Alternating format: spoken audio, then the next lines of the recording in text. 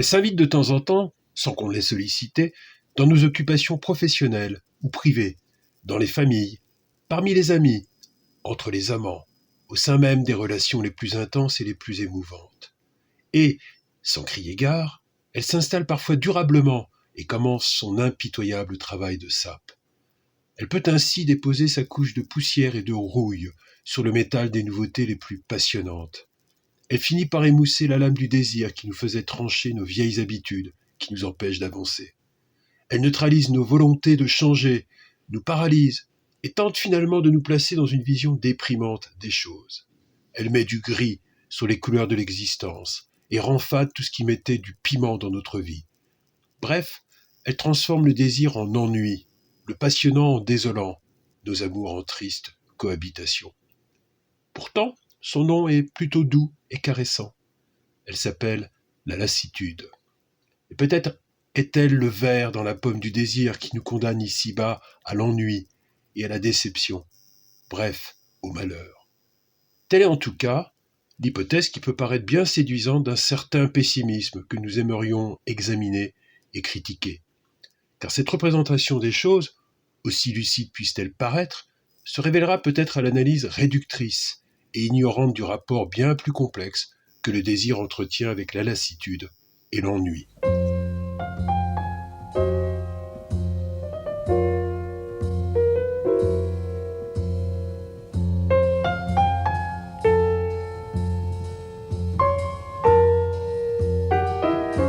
Ce mortel ennui qui me vient quand je suis avec toi.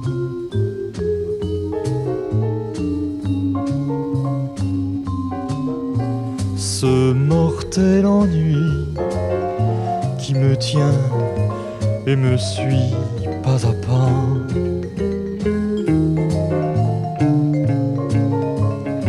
Le jour où j'aurai assez d'estomac et de toi pour te laisser choir, ce jour-là, oh oui, ce jour-là, je crois, oui, je crois que je pourrai voir ce mortel ennui se tailler à l'anglaise, loin de moi.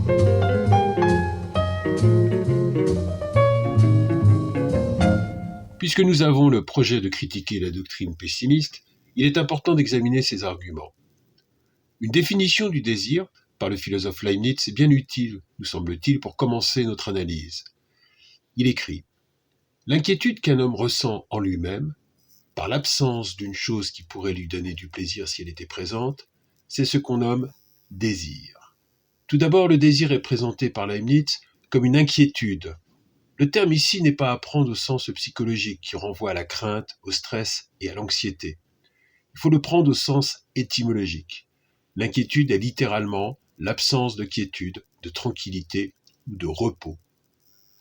Désirer, c'est donc être agité intérieurement par quelques mouvements de l'âme et être conduit ainsi à intervenir sur le monde qui nous entoure. Leibniz nous rappelle donc que le désir est principe d'action et producteur de liens sociaux et affectifs. Tout à l'opposé, la lassitude est ce qui nous pousse souvent à interrompre une activité, parfois à sortir d'une relation. Elle est très proche de l'antonyme du désir, à savoir l'aversion, qui peut prendre la forme du dépit, de la haine, du dégoût et parfois de l'indifférence. Cette nature de la lassitude, si contraire au désir, peut finir par le miner de l'intérieur, comme le ver dans le fruit. On comprend dès lors mieux la doctrine des pessimistes, car la lassitude qui accompagne tous nos engouements, comme son ombre maléfique, semble bien vouer le désir à un perpétuel et très répétitif échec. Arthur Schopenhauer, qui est le grand représentant du pessimisme philosophique au XIXe siècle, peut ainsi écrire « Sans nous lasser, nous courons de désir en désir. En vain, chaque satisfaction obtenue en dépit de ce qu'elle promettait ne nous satisfait point. Le plus souvent ne nous laisse que le souvenir d'une erreur honteuse. Nous continuons à ne pas comprendre. Nous recommençons le jeu des Danaïdes et nous voilà à poursuivre de nouveaux désirs. » Pour comprendre ce constat désabusé de Schopenhauer, il faut revenir à la définition de Leibniz. L'inquiétude qu'un homme ressent lui-même par l'absence d'une chose qui pourrait lui donner du plaisir si elle était présente, c'est ce qu'on nomme désir. Le désir y est présenté comme une frustration potentielle.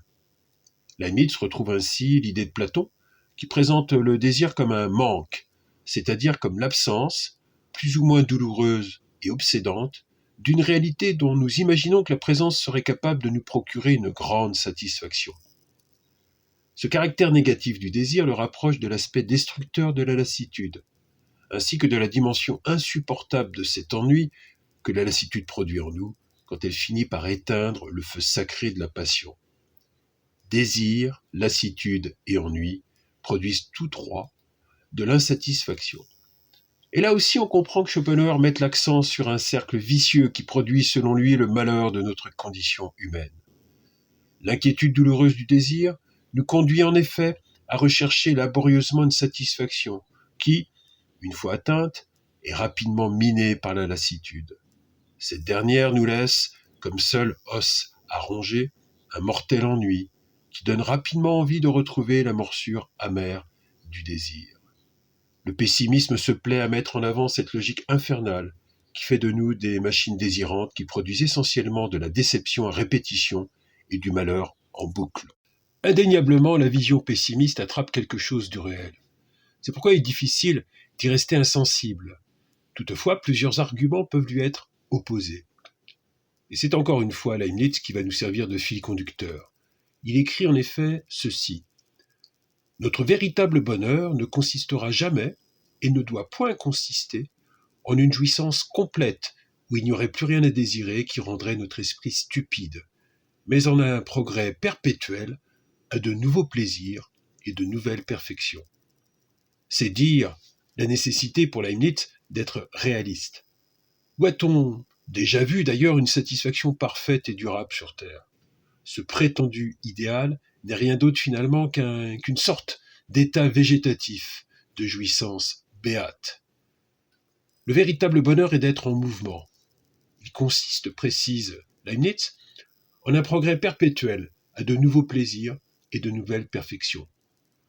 De ces considérations, on peut tirer quelques leçons.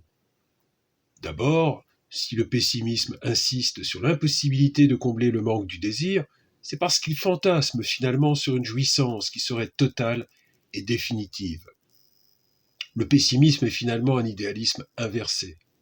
Mettre tant l'accent de façon excessive sur le négatif et la douleur du désir montre qu'on cultivait un espoir insensé dans la positivité d'un bonheur statique. Le pessimiste est un naïf, et la résistance que le réel lui oppose ne le rend pas plus sage. Au contraire, il tombe dans l'aigreur et reste aveugle. Il ne voit pas, par exemple, qu'il peut y avoir une vraie jubilation à désirer. Il semble même ignorer que le bonheur humain, loin d'avoir pour effet de nous rassasier définitivement, ouvre plutôt l'appétit de vivre, donne de nouvelles envies, et nous fait comprendre que le désir permet l'exploration de nouvelles possibilités. Le pessimisme est donc une conception réductrice du désir. C'est aussi une posture facile qui s'appuie sur le préjugé selon lequel la lucidité doit toujours être du côté de la désillusion et du désespoir. Mais pourquoi faudrait-il toujours habiller la lucidité avec les vêtements austères des penseurs à la triste figure ? La lucidité ne devrait-elle pas plutôt suivre les pas d'une vérité plus complexe qui échappe aux hommes qui ont la prétention de tout faire entrer dans leur mélancolique système ? Pour Nietzsche, un discours philosophique doit être jugé non seulement dans sa cohérence interne, mais aussi en examinant celui qui le tient. Qui parle est une question qu'il faut savoir se poser. Dans le Gai Savoir, il écrit ainsi.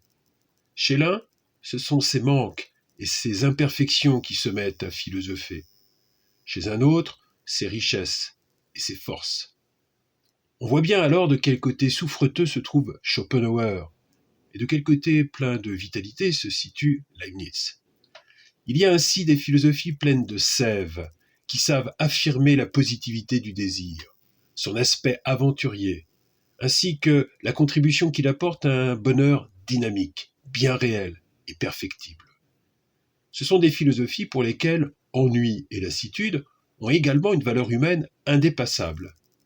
Les deux, en effet, nous évitent de rester fixés sur une jouissance, tel un nourrisson accroché au sein de sa mère.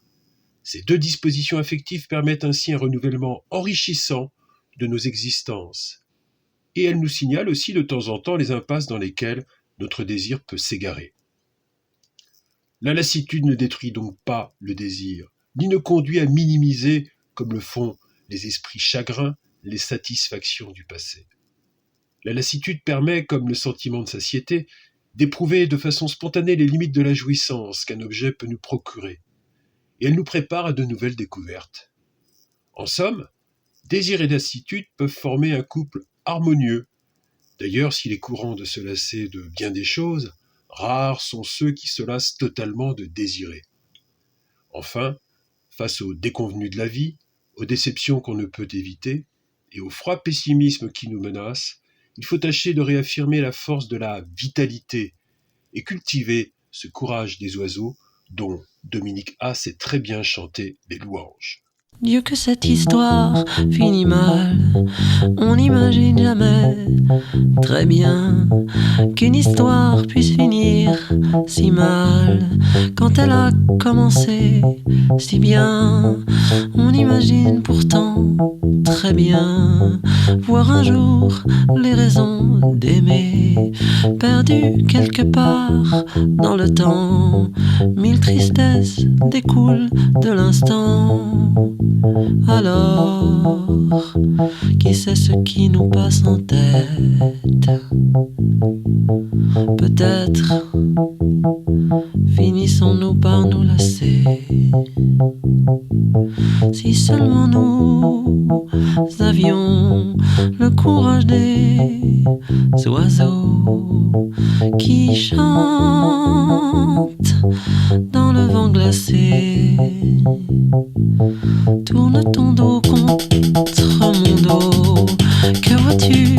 Je ne te vois plus. Si c'est ainsi qu'on continue, je ne donne pas cher de nos peaux. Parfois, qui sait ce qui nous passe en tête? Peut-être finissons-nous par nous lasser. Si seulement nous avions le courage des oiseaux qui chantent dans le vent glacé. Si seulement nous avions le courage des oiseaux qui chantent dans le vent glacé.